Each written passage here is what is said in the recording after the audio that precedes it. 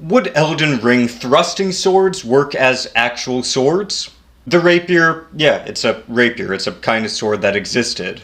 Although contrary to the description, they do have an edge, so you can cut with them. They're just not, optimized for it. It's interesting how the description also mentions using them with a shield, and rapier and rotella was a style of combat that was pretty popular for a while, until people realized that carrying shields in their day-to-day lives was kinda cumbersome. The estoc, also known as the English tuck, did exist and was a thrusting blade. They were often designed with diamond or triangle-shaped cross-sections so that way they didn't really have an edge. But that offered a lot of structural support with thrusting, which made them pretty good at piercing through mail and through gaps in plate harness. But contrary to the description in the game, it can't really cut, like I said. The noble's estoc is gold-plated, and that would chip off pretty quickly in actual combat, so, you'd be losing a lot of money by actually using it.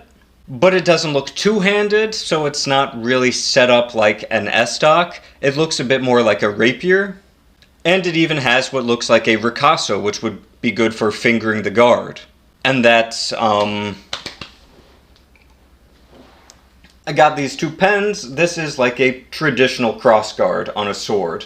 And you traditionally hold it like this, cutting. But with thrusting blades like rapiers, you do what's called fingering the guard. And it's blunt right here. But you put your finger over it, and sometimes they have a protective arch over there so your finger doesn't get stabbed.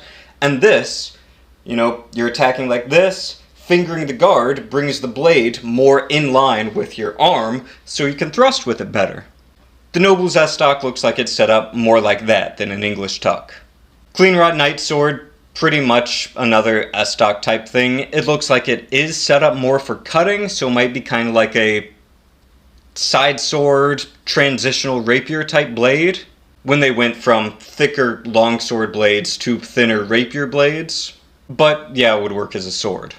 Rogier's Rapier, or Roger's Rapier, I don't know. It is not a rapier, because, rapiers have that complex guard. You finger the guard with a ricasso, and this just looks like a longsword type guard. That's pretty ornate.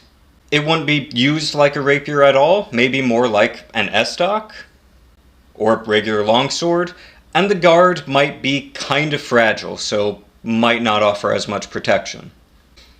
The antspur rapier is set up more like a traditional rapier, and it's definitely unorthodox, but you could thrust with it. But I just want to point out that antspurs on real-life ants are this big. So an antspur from an ant that could give a blade this big must be absolutely massive, and I'm kind of terrified of that. Those would be really big bugs. The frozen needle, I like the guard on it, and if you had that sort of shape in metal, it would definitely be a thrusting blade, so fits in this category. Outside of magic, ice by itself is pretty brittle, so wouldn't be good for too many thrusts. But given extreme temperatures and pressures, ice can be formed to be a really solid structure. We would have to create specialist labs on Earth or go to other planets to find those conditions, but with magic you could definitely make a pretty structurally solid blade out of ice. And it would hurt going into things.